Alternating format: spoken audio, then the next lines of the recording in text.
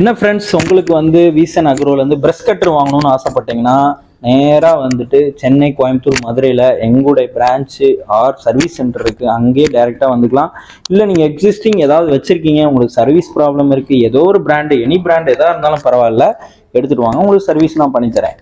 இன்றைக்கான கோடைக்கால ஆஃபர் என்ன அப்படின்னா, பிரஷ் கட்டரை பொறுத்த வரைக்கும் 2 ஸ்ட்ரோக் தான் நல்ல பெஸ்ட்டு.